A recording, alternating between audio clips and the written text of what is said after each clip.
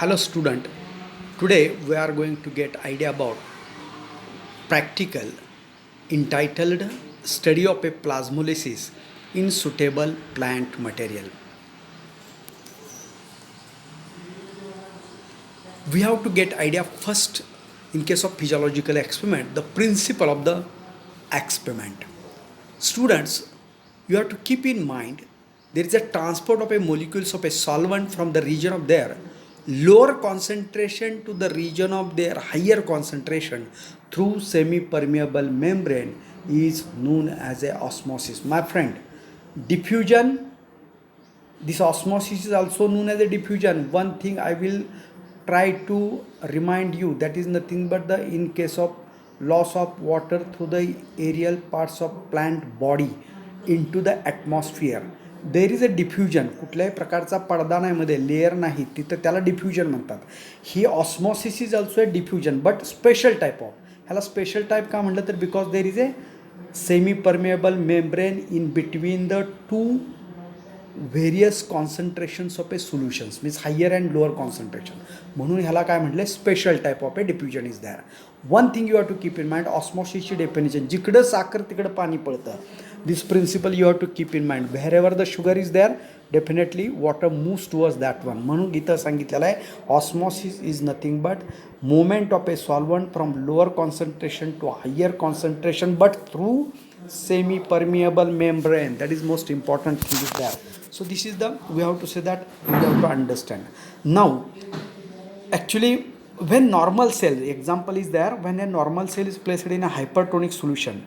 Hypertonic solution in the sense the concentration of a solution which is higher as compared to the concentration of a solution present in the cell किंवा cell sap पेक्षा जास्त आहे. The cell wall loses water to the surrounding medium. This is called exosmosis. Exo why? The out. Movement of a solvent is from cell to outer atmosphere, isn't it? That's why that is known as a exosmosis. If the outer solution is a more concentration than the cell sap, more water will be lost from the cell. जर sale आपण एखाद्या petri प्लेटमध्ये टाकलेली आहे, त्या petri प्लेटमध्ये solution आहे आणि त्या सोल्युशनचं जर कॉन्सन्ट्रेशन त्या सेलपेक्षा जास्त असेल एकदम, तर काय होईल की जास्तीत जास्त पाणी हे त्या सेलमधनं बाहेर येईल, isn't it? That will come out, that is exosmosis will takes place definitely. And because of that exosmosis the protoplasm will be shrinks. Protoplasm हा किरमी जाईल, isn't it? So once again you will have to try to remember this one. What is osmosis, what is exosmosis, and what is the plasmolysis. Lysis means breakdown. Plasma breakdown होतो त्या ठिकाणी. If the outer solution is more concentrated than the cell sap, the more water will be lost from the cell and protoplasm shrinks more and more. This leads into the separation of a protoplasm from the cell wall, and because of that one there is a, we have to say that separation of a protoplasm from the cell wall. This phenomenon is called as a plasmolysis.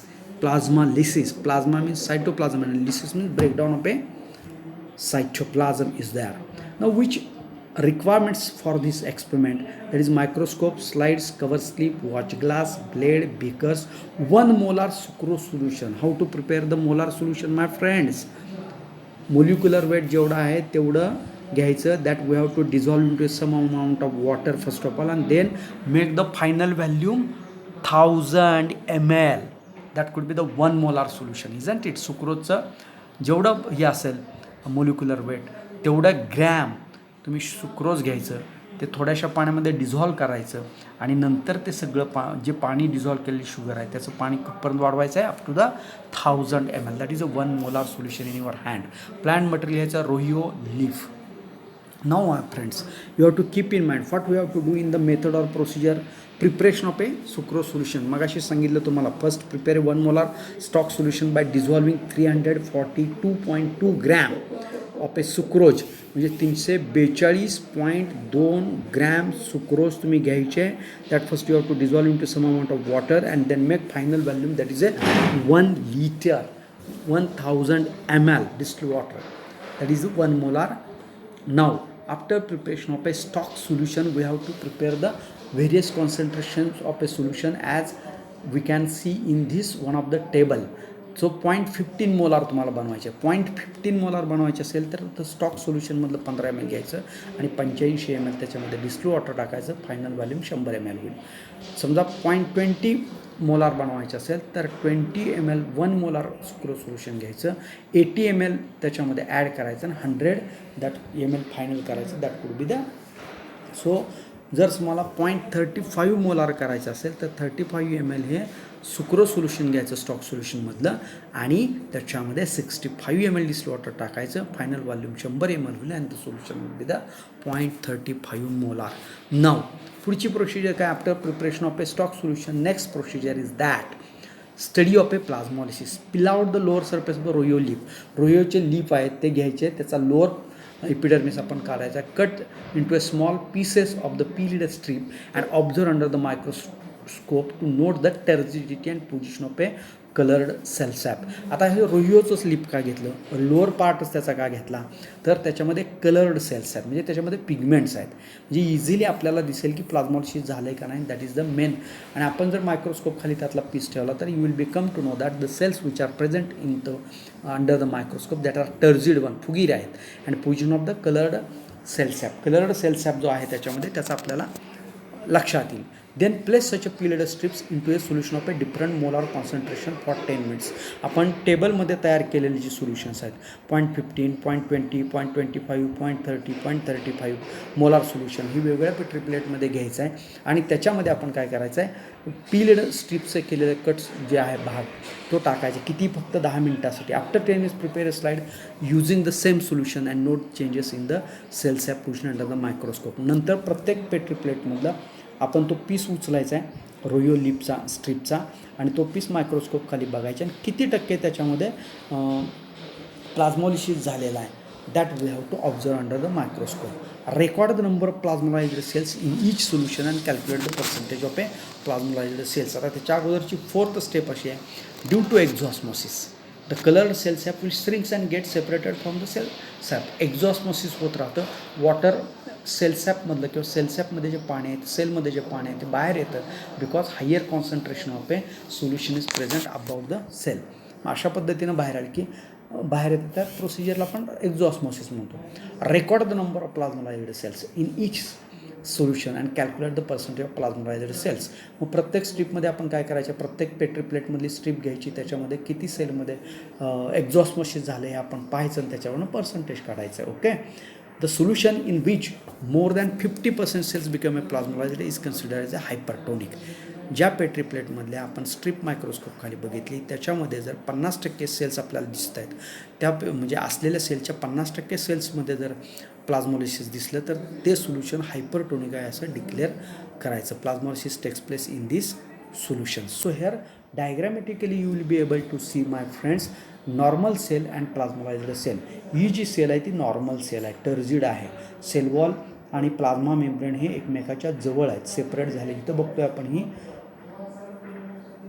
Plasma membrane ही cell वॉलपासून separate झालेली आहे, म्हणून इथं जे ही plasmolysed plant cell आहे and this one is a normal one. So such a type of observation you will be able to see into that one. आता इथं जर येलो कलर दिसत असला ह्या सेल्सचा तर आपण रोहिओच्या बाबतीमध्ये सांगितलं मगाशी की पिंकिश कलर आहे. Keep in mind. Now here hypotonic solution, isotonic solution, hypertonic solution. One thing I would like to make it clear, in the last your semester I have given you idea such a type of solutions are not available in the nature. Hypotonic, hypertonic आणि isotonic हे नाहीत, पण दोन सोल्युशनचं comparison केले की आपण hypertonic आणि hypotonic सांगू शकतो. फॉर एक्झाम्पल आता इथं पहिल्या याच्यामध्ये आपण बघतोय की टर्जिड नॉर्मल सेल आहे आणि त्याच्यामध्ये लिसिस झालेलं नाही, म्हणजे दोन्ही ह्याचं कसं आहे ऑस्मॅटिक प्रेशर हे एकसारखं आहे, त्याच्यामुळं नो लिसिस, म्हणून बाहेरचं सोल्युशन सेलच्या जे आहे दॅट इज ए हायपोटोनिक. आयसोटोनिकच्या बाबतीमध्ये एक्स्ट्रीमली हायपोटोनिक सोल्युशन मी तुम्हाला आता सांगताना थोडीशी मिस्टेक आहे done, that is the hypotonic solution. याचा अर्थ हे सोल्युशन हे ह्याचं जे कॉन्सन्ट्रेशन आहे ह्या सेलपेक्षा कमी आहे. हे कसं आहे कमी आहे, मायनस दिलं मी, आणि ह्या सेलमध्ये कसं आहे जास्त आहे प्लस. म्हणून ही मुवमेंट ऑफ वॉटर कशी होणार आहे hypotonic to hypertonic, hypotonic to hypo to hyper. Keep in mind. Hypo to hyper, म्हणजे बाहेरचं सोल्युशन ह्या सेलमध्ये आलं म्हणून सेल टर्जिड झाली. आयसोटोनिकमध्ये कशाचीच मुवमेंट कुठंच होत नाही, कारण दोन्ही ह्याच्यामध्ये कॉन्सन्ट्रेशन सारखं आहे, म्हणून बाहेरच्या सोल्युशनला आयसोटोनिक म्हणले. याचा अर्थ बाहेरच्या सोल्युशन आतले सोल्युशन आयसोटोनिकच झालं. हायपोटोनिक हे फक्त इथलं बाहेरचं आहे आणि आतलं हायपरटोनिक असेल, पण इक्वल होईपर्यंत त्यातलं पाणी इकडे येतात. आता हायपरटोनिक सोल्युशन याचा अर्थ असा आहे की श्रिंकेज प्लाझ्मॉलिसिस टेपलं वॉटर सगळं exosmosis, water moves outside atmosphere, isn't it? So such a things are happening: hypertonic, hypotonic, isotonic, osmosis, exosmosis. This terminology you will have to always remember very well.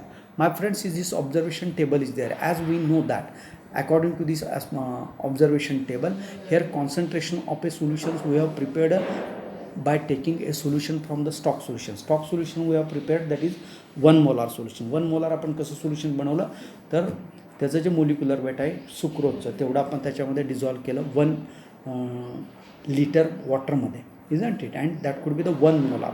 And ह्या 1 molar सोल्युशनमधनं आपण काय केलं आहे 0.15 ml घेतलं.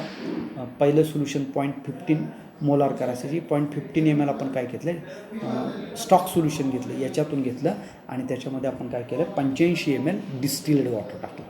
100 ml volume झाला तो असेल 15. Like that we have prepared first of all the various concentration or molar solution of the sucrose.